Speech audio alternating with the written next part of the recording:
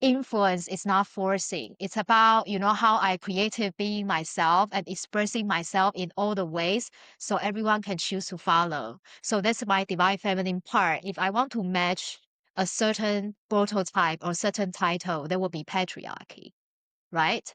And then the nurturing part, if I choose to influence, if I want to influence people to be attracted by me, I cannot beat them down, right? I have to nurture them. I nurture them as a person. I nurture them at where they want to develop or how they want to develop.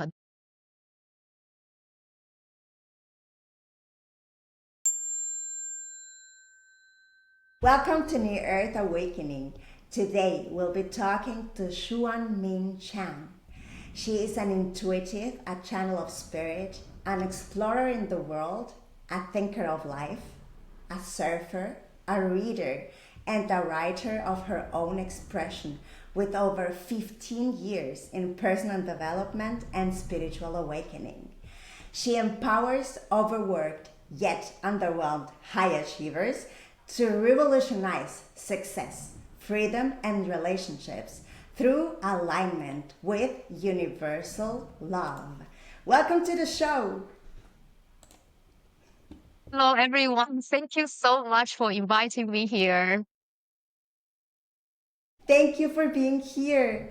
So, the first question would be before we dive deep into success and love and all of that, I would like to Okay. know how your path has been unfolding because there has been a lot going on in your life from Milano to. So, please let us know how your path has been evolving and has led you to the work that you're doing today. Okay. So, I grew up in a quite traditional and conventional Asian family. Let's put Asian, Far East Asian. I'm from Taiwan. And at the same time, I'm a very curious child. I like to try all things new. I like to poke each rules. That was what I was growing up. So, which it was kind of hard in a lot of ways for me to be in the school. Even I had a very good grade. At the same time, I had very good grade. So when I was poking, I had to um suppress that part of me in a lot of times. At the same time, I also had a lot of expectation to be a good student, and then later I would like standing up citizen in the society. That was how I was brought up. And so there was a lot of conflicts because matching a certain societal expectation means that there was no room for curiosity. So there has been always a lot of conflicts within me. I just didn't have words to express it when I grew up because nobody was talking about this disalignment or whatever from, back in 30, 40 years ago. And till some point, the very first turning point was actually I went into depression for 6 to 8 months, and during which I really wanted to end my own life or, find some way to have some events to end my life. Anyway, I didn't want to live. So that was my first turning point because it was a moment to choose whether I want to live or I want to die. And for many, many reasons and many, many blessings, I chose to live. So I need to help myself out of that situation because it was too hard to live in that situation. And, like no hope or darkness and not loving myself, that was a really bad place. So that was my first turning point. And this also my initiation and introduction into personal development. I didn't go to therapy because for some all the reasons, the life guided me into my first personal development program. And that's how I didn't even know what personal development is. I didn't know what healing is. I didn't even know what the program was. I was just in a super bad place. And then life guided me to there. I was like, okay, I need this. I just grab it and kind of my last effort to see whether I can make a change. So that's how everything started. It's not like I know everything already, so I went into it. No, it was just this instinct, let's say survival instinct, or like human, like something really human. I wanted to live. So I went into my first personal development program. And since then, I coming from first personally, I rebuild my whole identity. I re-knowing myself, like who I truly am and who I can be, instead of like bending, folding myself, try to fit into my box, and then try to also find my true voice at the same time. So I have a journey of self-invention and self-rebuilding at the same time. The originally the all the drive and motivation is to prevent myself to be depressed again, because it was a really deep, bad place. And the journey moved forward till a moment that I knew who I really was, and I would never, never go back to that depressed situation anymore, because I wasn't that person anymore. So the preventive journey became an expensive journey, because I knew if I could went into the depression and bending myself to a point, I rebuild myself and build a career I love and travel around the world, there are so much possibility. So and then like I build a life that is allow me for my curiosity. And actually my curiosity, my creativity was celebrated. I managed to build a space for myself for that. And also like I build later on a friend circle who actually celebrate that part of me. They love me because of that natural part of me. So then it became like, if all this is possible, what's more it's possible? And what's more about being a human being? Because as a child, I always ask, like, why am I here? Like the tradition is always about, we have a saying that even when you die, you don't take anything away from you. I think in many cultures, we all have that saying. Even a lot of times, people say it like ironically or sarcastically or jokingly, but it was so true.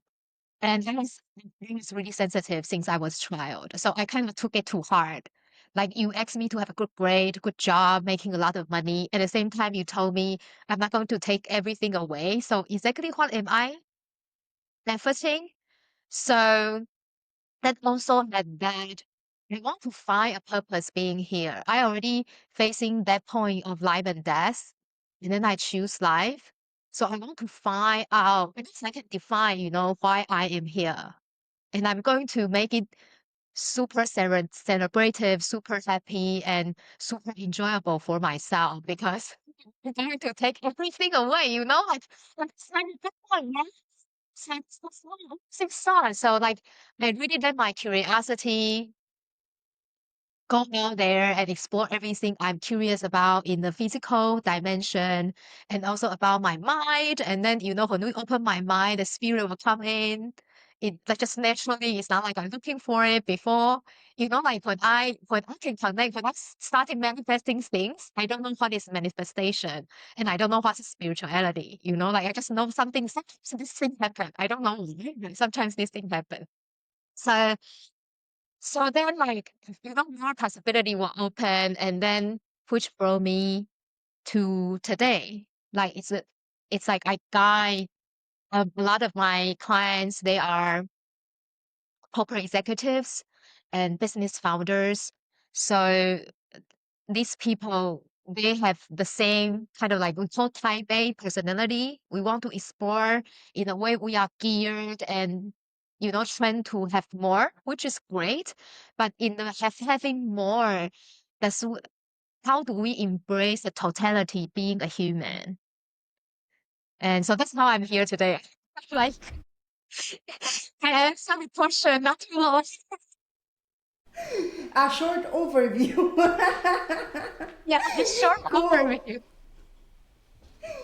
So, okay. So let's start with your own definitions, basically, because on my journey, I started at some point asking myself, what is what does it mean to be alive? What does it mean to live, right? Because I started negatively defining things, first of all. I think we do that to this I dualistic too. construct. Yeah. Yeah. I think that's one of the, that's one of the reasons that we have this dualistic construct here going on. It's because then we can just learn the things a little bit Yeah. quicker, kind of. Yeah. So what Yeah. was not living for me was basically, yeah, having a job where you're basically all day long working and even extra hours, and then you're supposed to still, I don't know, maybe do some sport or do something else, or really have a hobby, something that makes you smile, that makes your heart sing, right? And it was like, okay, well, this is not life. So what is it? So what is it for you personally?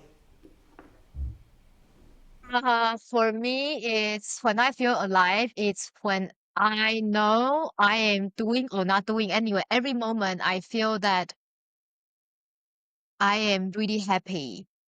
And how I spend this moment is 100% the way I want to spend it.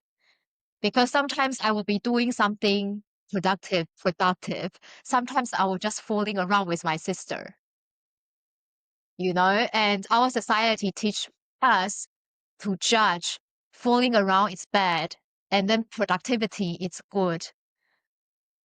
But for me, it's that if in either situation, I know it's my choice to spend time that way. And it brings me joy that I'm alive. I don't do it 100% very well yet, but this is my aspiration. I want to be that person 100% of time, putting my life into something that bring me joy. No matter whether it's foolish, intelligent, stupid, or energetic. Yeah.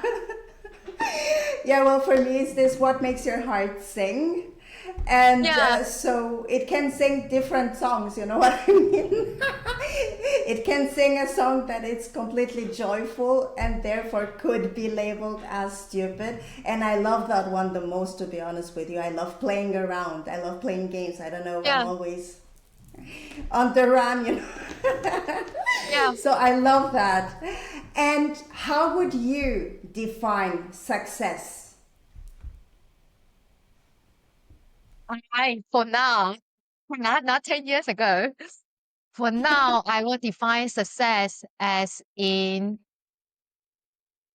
at each at each moment I am expressing myself fully. And no matter whether it's in my business, no matter whether it's in my session with my clients or with my family. My definition of success is that I have very clear value about myself, what I am about in this life, in my own life, and I stand for that. And everything I do it's the mirror or the projection of those values. Of course, that including a lot of material things that I can project. But that's my definition of success right now, like being in my full sovereignty. It's a success for me. Love that as well. Yeah, exactly. Living according to your values. Awesome. So, what are the myths about success? I think the myth about success is that we cannot say we are. We have to prove first. So that's why the whole society is built. In school, we have to be graded. If you A, you are more successful. You are D, you are not. And then in the society, there are multiple layers, like how much salary you get, which title you have, what kind of company you work with, even what type of job you work with. So we have like different names of the colors. I'm not going to call it. And then when we hear the name, we kind of mentally we define whether this person is more intelligent or more successful enough. So The myth about success is that we need to earn it. Success, back to the fundamental, success is a concept human beings think up and then like use it over and over again. So we believe it's a thing, right? And in the beginning of time, there's no concept called success. And then sometimes human beings pop up on the planet. And then at some point in our history, human beings pop up the word success. And then and then they were started to hierarchies from the scarcity and then fighting for resources. And who has more resources, that is going to have higher possibility, to continue their lives. So we define it as a success. So we go from there, like whether the possibility to continue my lives, to survive, and all these things come from success. So we all need to prove for success. But that's, like relook the time we are in now. I know there are still a lot of misery in this world. There are a lot of world still in this world that with everyone we need to take part of responsibility that is within ourselves. At the same time, we are in a time that's super safe. We are at overflowing time. No matter it's money, food, resources, it's just like being manipulated to a lot of people to make us believe we are still living in 2000 years ago, that we need to fight for that continuity. If we can really embrace, we are entitled for those resources. We are capable to create those, let's say money, because like so many people talking about it. If we already know we can create that and have that, do we still need success? Right? And so I think the myth is that actually success coming from inside, especially when we talk about 5D. 5D isn't about getting. 5D is taking that air through our physical body and make it all here that we can touch. To be simple, that's manifestation, right? And then so the here is abundant. The universe is abundant. The black hole is still enlarging itself. So there will be more things coming. It's not less as a universe pause. So if coming from this understanding, almost scientific proven, saying that the vibe of the universe is expanding, do we still need the traditional definition of success? Or we can know we are actually born from success, born from love. And then we are only here to make sure we express that success out there, no matter whether I'm fooling with my sister, doing something productive, like being on this interview. And for me, that changed the game, especially when I started my business, because starting business was really stressful. And it still is. Especially, like counting the numbers on Excel sheet when the clients coming in, money coming in. It's really easy to fall into, no, this month I earn less, I'm less successful. This month I earn more, I'm more successful. It's unnecessary emotional roller coaster because if you even out your whole life, I've gone forward on the day I'm dying. If I even out, I will earn whatever I can earn, right? If I really want to earn, right? If I'm going into earning and find every skills, and find every possibilities, I will even out and earning whatever I could earn in this life. So if you can earn whatever you can earn, putting into your efforts, you are ready. You can like really step out your comfort zone. Or coming for someone that's not money, like the success is a pulse. I don't know. Everyone have a different definition of from which box they to check to make them to feel successful. If you can have it, like you have your intention, and you know you will do whatever you want, that you will get it at some point in time. Do we still need the concept of success in the traditional way? Yeah. We are born from success, right? We are just here to express success, to express that joy, and then play however we can, and then create amazing things however we can. Yeah, exactly. So yeah, it's like the yeah, I studied a master of business administration, and it's like, yeah, well, since I started with this kind of stuff, I was like, okay, well, this stuff is based on resources that are not enough for everybody. Therefore, you need to look where to put them, kind of, right? And I was like, okay, that doesn't resonate at all. And I know that the universe is completely abundant. But okay, let's look into this stuff and just try and put it into our brains so that we can pass the exams, So it was Yeah, like this kind of gap there.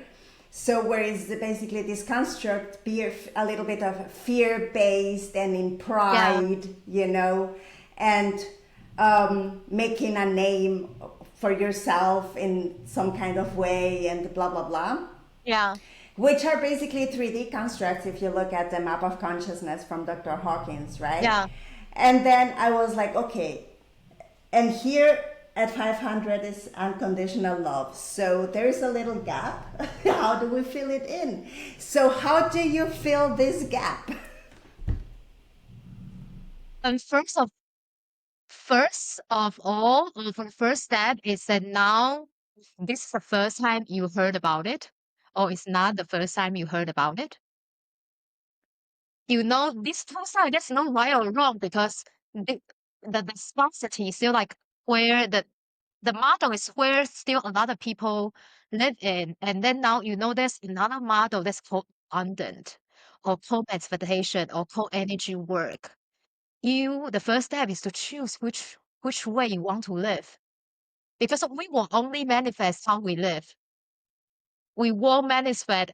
It's like I said, like in Taiwan now, I say I'm going to go to New York, but I buy a plane ticket to Tokyo. It doesn't work. You need to buy. I'm saying now, I want a ticket to New York. So it's opportunity. If you are hearing this opportunity, first make a choice which way you want to live.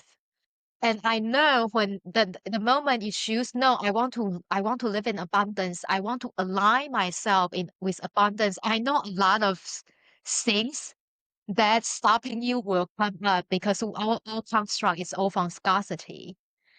And then so once that you decide, whenever you encounter that scarcity mindset, that constraint mindset, and those people who talked you down, it became an opportunity to reflect, oh, I still have this inside of me. How can I heal them? How can I release them? How can I love them so they know embracing abundance? It's okay. It's a process. It's not like, yes, we all want, it's like, like famous, we snap our fingers and everything will change. Yes, it would. It's sorry, when we are in 5D, it will be like that. But now we are in the progress. So take this as an invitation to be part of the progress, to part of the change. If you believe this change is for a better good, when everyone we believe in abundance, we operate from that way. And then resistance will come up, discomfort will come up. It's all okay. It's part of elevating and upgrading your human operation system. Yeah, exactly. Yeah, So let's talk a little bit about the corporate environment as well. yeah, yeah, Because that's also, in my opinion, most likely based on fear and pride yeah, and who yeah, has more power, and what is defined by power usually it's force. It's not real power, yeah, as we yeah, know. So, yeah, or as I say it, and well, whatever. But there is a lot of projection going on there because it's a very 3D based, which is basically somebody deciding if somebody else is successful in what they are doing. yeah, And that yeah, depends on them even understanding what this other person is even doing or not, yeah, which is also a little bit restricted. Yeah. Yeah. So let me know, how do you perceive this and how do you elevate that again? Okay. So we won't overturn the corporate construct overnight because like we also, but it wasn't possible to overturn the toxic part of patriarchy overnight. We work in progress, and then there are, we are here, and there are much more group they are working on this. So I think the first thing is to recognize it. If you feel, especially if you are someone who you feel discomfort, disempowered, and even a bit destroyed in that structure, but for the moment in your life, that's your choice to be incorporate. First is to relook at your relationship with your corporate life because it's part of your life. It's not you. So what I do at the beginning for myself, and it make a huge difference for me and also with my clients, is first redefine the relationship. Like a relationship be reciprocal, it should be a give and take, right? And so why are you in the corporate? Why do you want this job? And what's your purpose in this job? Of course, there's money. That's very important, right? And probably there's recognition, which is important. That's one way we feel love, right? But know that you can get money anywhere if you want. This is truth. Secondly, you can get recognition anywhere if you want. That's truth. And the third question is that if without those recognition, could you recognize yourself? If your self identity is built on the only built on the recognition from outside, it will be very hard to shift the toxic relationship. So this is not judgment, and you are not doing anything wrong, okay? It's just a place to recheck with ourselves. So if you find that your identity, how you see yourself, actually based a lot on the outside recognition, the first and most important thing for you is to work on your self-love. We are supposed to love ourselves so unapologetically, we actually don't care what other people think about ourselves. It's not like I'm saying that now today I can hurt someone and I don't care. It's all under the basis of love, okay? Like benevolent love. So the third step you should take. And if you think that you are someone who loves yourself so much already, if you are a team leader, especially you are a team leader, guide your team member to love themselves as much as you love yourself. Because that will start changing the dynamic in your team. And your team will start slowly influence other teams. This is true story, and I see it a lot of times. Like we know like one person is really small, but it start with you and you are willing to impact others. This what leaders do, right? We impact others in a good way. So if you already fulfill the first three steps and then started to guide people into this relooking at the relationship with a corporate, relooking where their self-value is, learn how to love yourself unapologetically, and then guide others to do the same. And when you are in a team or you are already know who you exactly stands for, your relationship with the current corporate structure will become flexible because you know what no longer serve you. So it could be you started setting boundaries. I set impossible boundaries in corporate work. If you ask my previous colleagues, I set impossible boundaries. Like my boss even know they cannot talk to me with random stuff after working hours. So I set impossible boundaries because I know my value, what I stand for, what my job has a relationship with me, and what kind of relationship I want. And you will start setting like boundaries that's also helping you to love yourself you will influence others to do the same. And when a vibe starting, it will start moving and you will feel like it's different. It's not like about like you need to do everything on your own. No, you don't need to. So that's what I like to share. If you are in corporate and you still choose to be in corporate, which there's nothing wrong, and it's a great environment. I had a really good run in corporate as well, and you can be the change through loving yourself so unapologetically. Good. So let's dive a little bit deeper into that because actually, it's like you have been talking about us feeling unworthy, Therefore, that's basically a lack of self love, nah?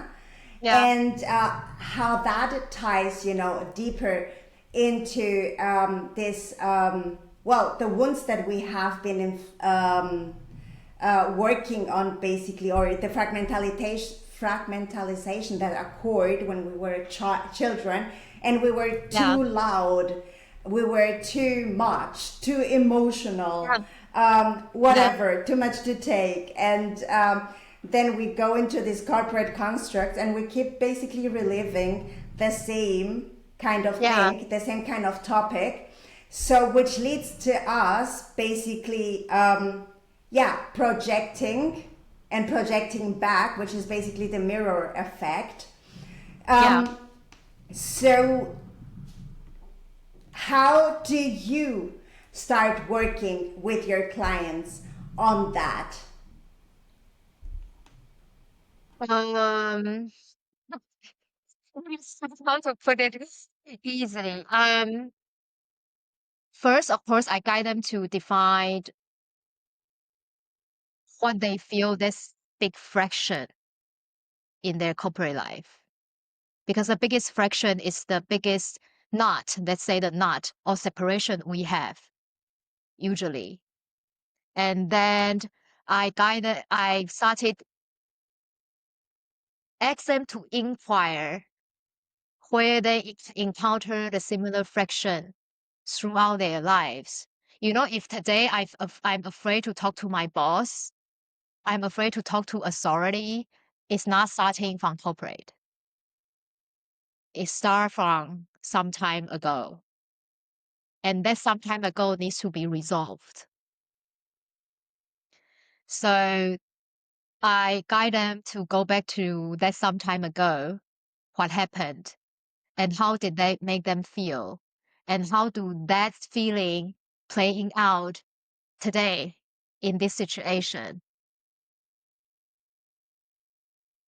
The next step is that to see they are not wrong in that moment, because a lot of time growing up we come to fear, we come to avoidance, we come to suppression. Is it because we are not seen, not heard, and not loved? That's how we felt, and then we started to hide that part of ourselves or be ourselves up of that part of ourselves. So how do we re-love that part of us, knowing that that girl or that boy is so tiny and then they need survival, and they have also have everyone has unique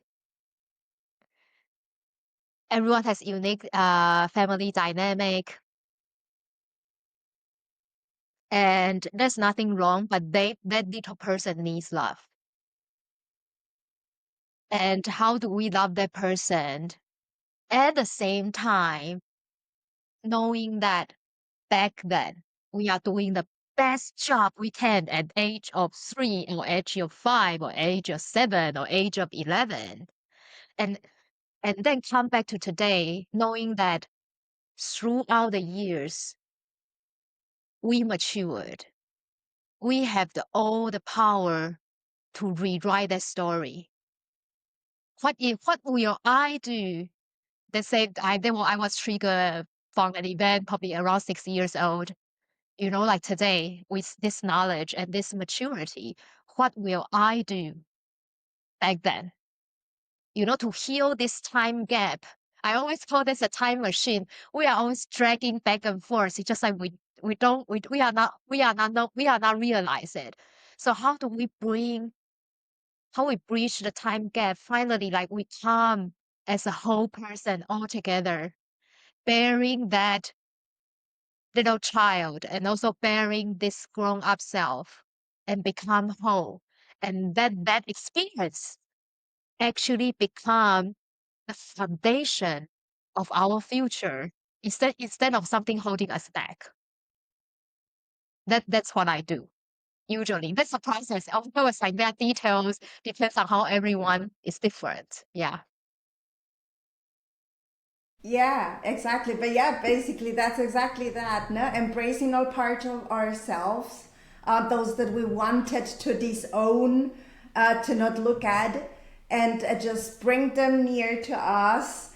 And as you say, go into the time machine and merge. I like that. The time machine. Love it. So you say authentic connection is the new currency. I love that. Explain this concept to us, please.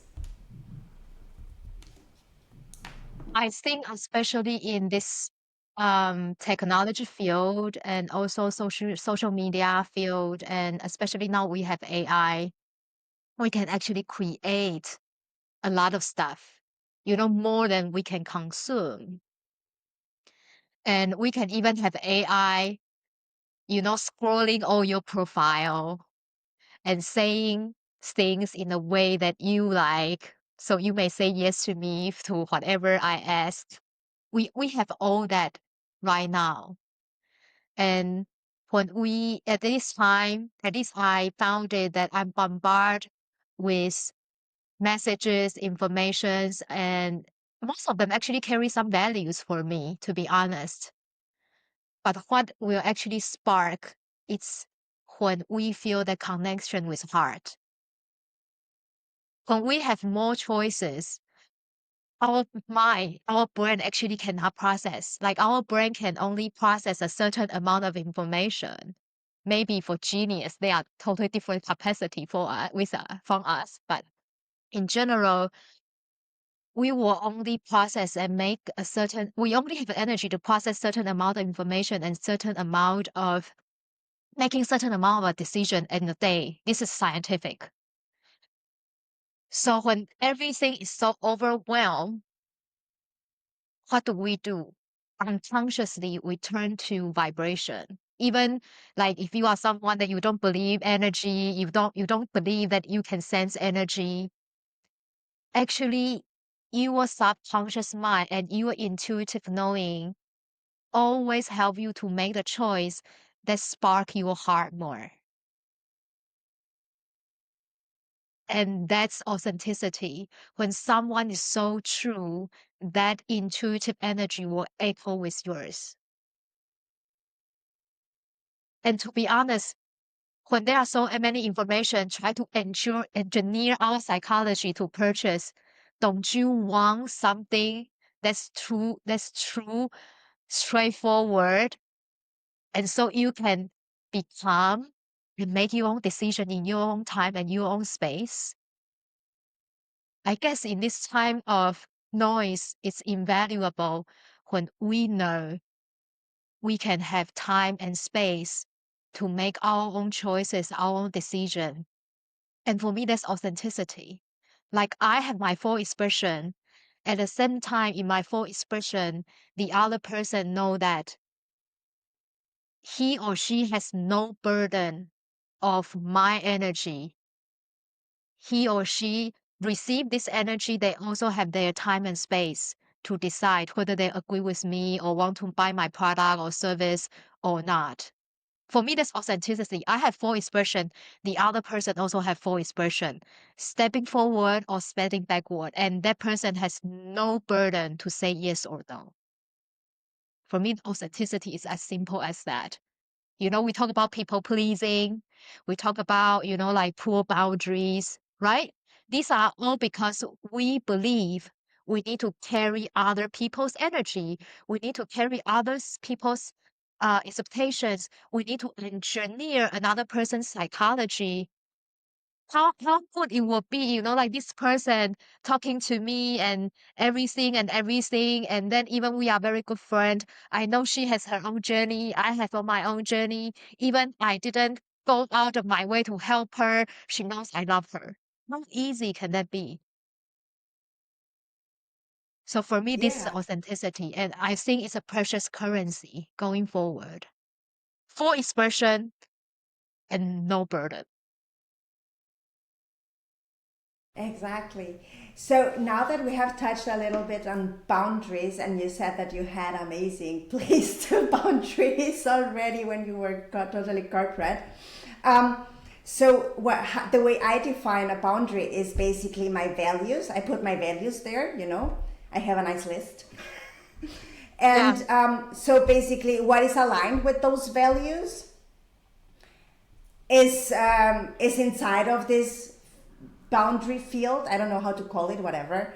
And what is outside of that, what it doesn't resonate with it, it just isn't there, kind of thing. So it's yeah, not like a wall that I put. If you do this, whatever. No, it's just like whatever it is it aligned with the values? Yes or no, yeah, and that's it. yeah, How do you yeah.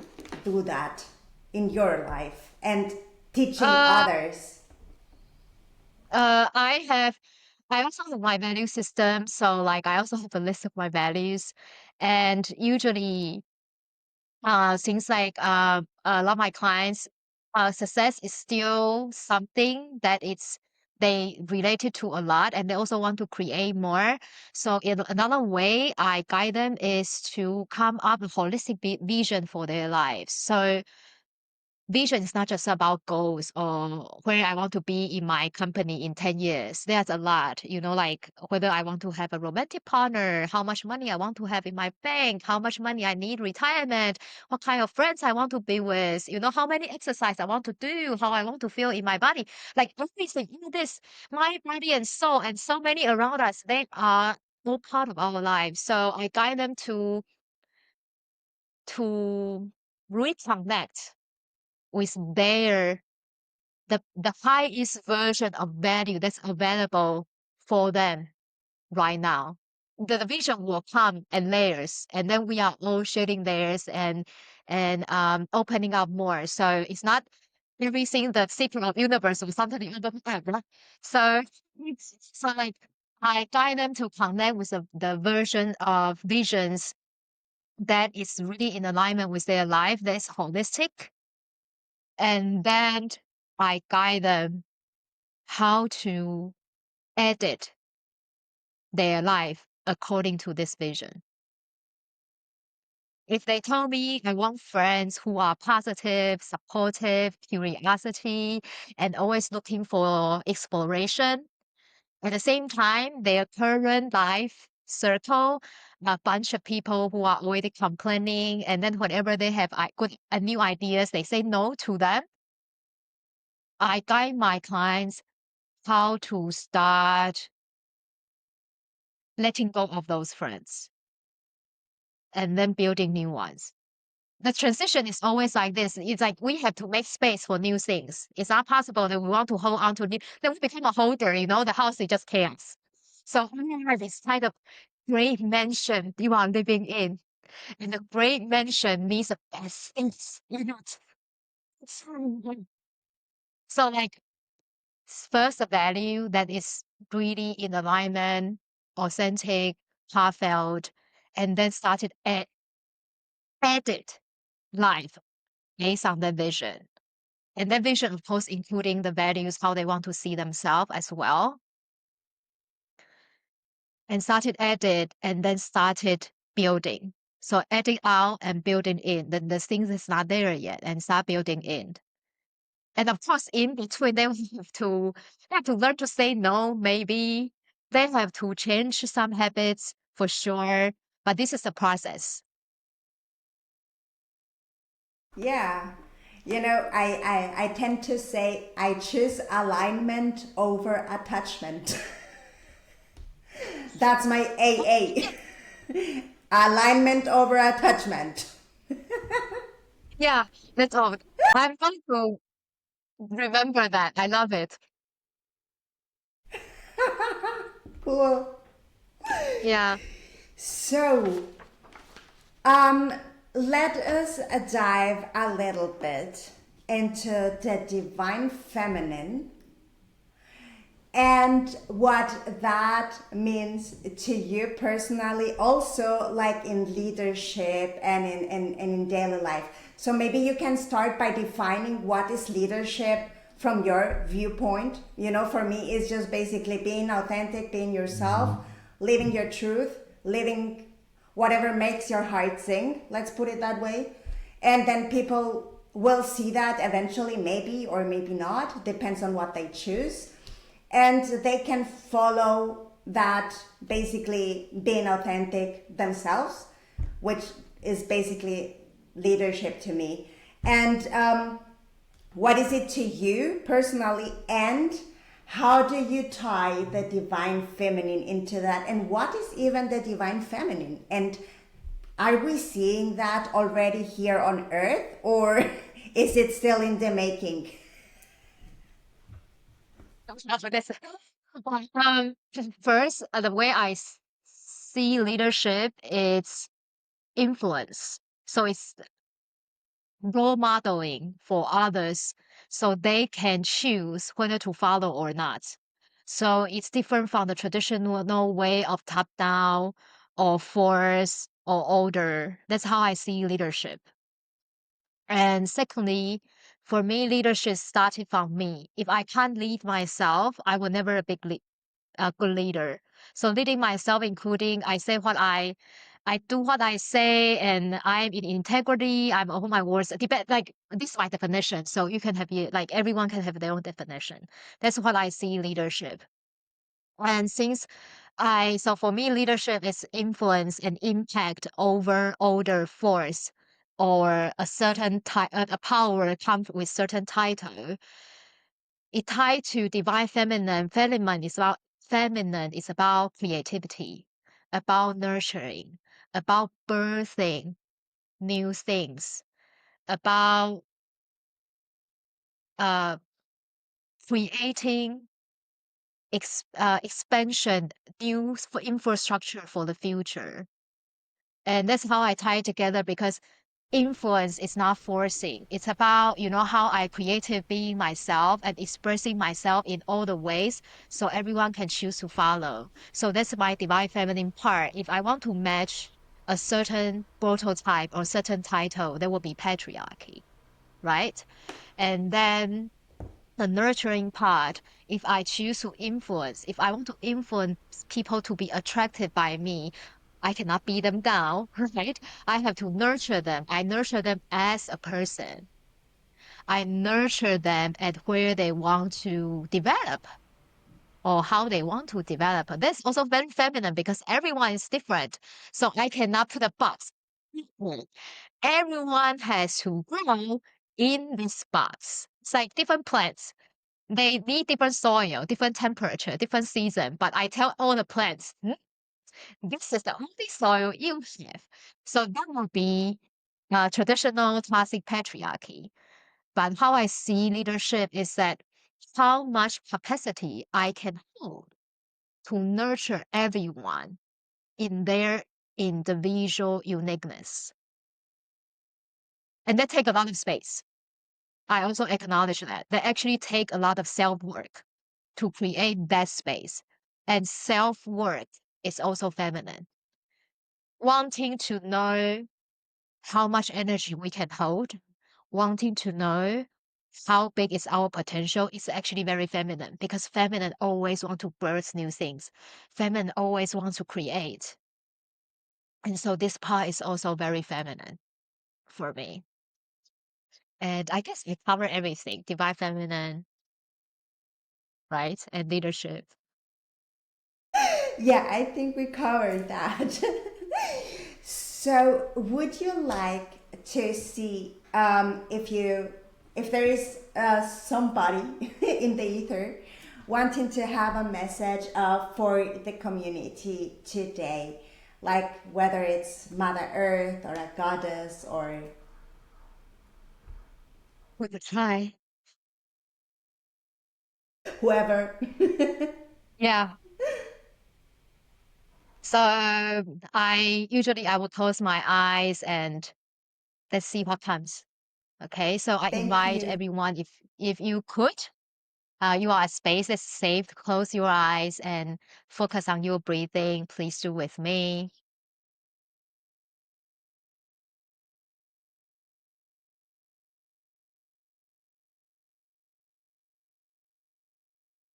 We are at a time to calling forth the heart. We know the heart has been hidden or being asked to hide for many, many reasons throughout the human history. But we are at a time to calling forth the heart. And what do we mean calling forth the heart? It will be a time that's celebrating uniqueness. It will be a time all creativity will flourish. It will be a time what's supplied, there's a demand. And it will be a time when there's a demand, there will be a supply. I know it's a time very hard to imagine of this balance because it's not something that has been seen before. So for whoever is listening this episode, we invite you to be part of the movement of calling forth the heart. We invite you to embrace your uniqueness fully, even we know sometimes it's not so easy. And we celebrate your courage. We stand for your courage. And we thank you for your courage. And we bless you, your courage, for standing for yourself so you'll call forth more.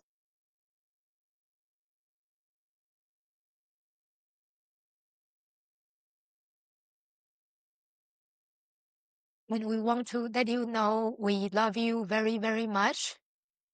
We always oversee you, not because we are higher than you, but because a lot of you is not yet to see us. But we are here. We are here to co-create with you. We watch every of your movement and we are so very excited. This is the time you are in and this time has come that where we can live through the heart, we can communicate with all the seen and unseen, and we can communicate in a bigger way throughout the galaxy altogether and to create the true harmony and peace. We love you, we love you, we love you so much, and we hope that you receive this message.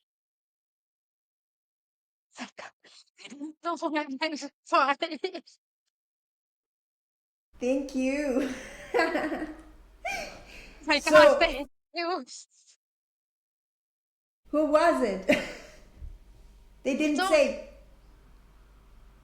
they didn't say anything. They didn't say who they were. No, they didn't say who they were.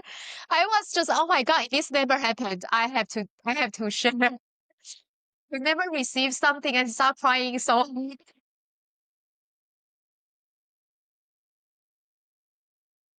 Oh my God. Oh my God, thank you so much for this voice to be transmitted through. I think it's a very important one because I resisted. It was cute, really. It was to come into your heart, which is basically exactly the theme, what we have been talking about as well. Yeah, Listen to your yeah, heart and yeah, basically act upon it. And so, yeah, and it takes a lot of courage. So, exactly. yeah, That's it. yeah, and yeah. Oh my God. I think this vibration will reach everyone that is supposed to hear it.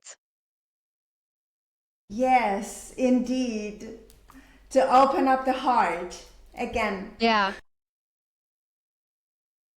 Yeah. So, do you have any parting messages, something that is really important to your heart that you want everybody to hear of? We won't say it too many times, make people want to vomit, but we are going to say it again.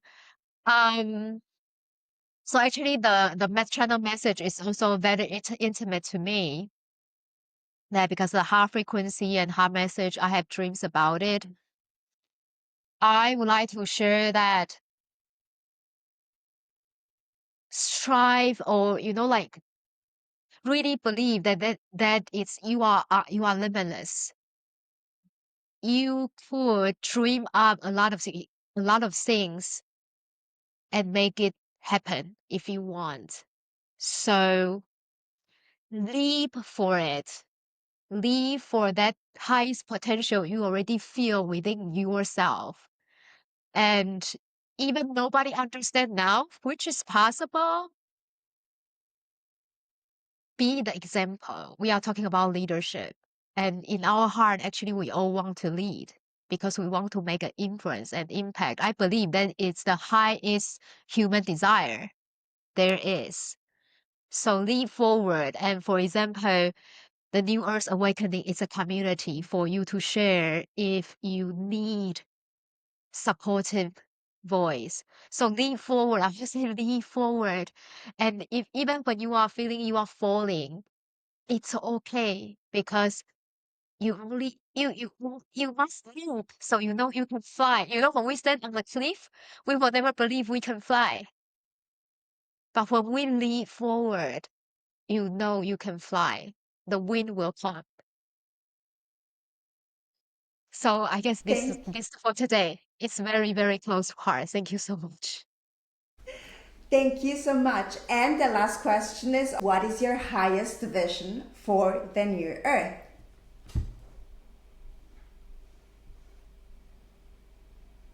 The highest version I have the new earth is everyone is in peace and everyone is in joy.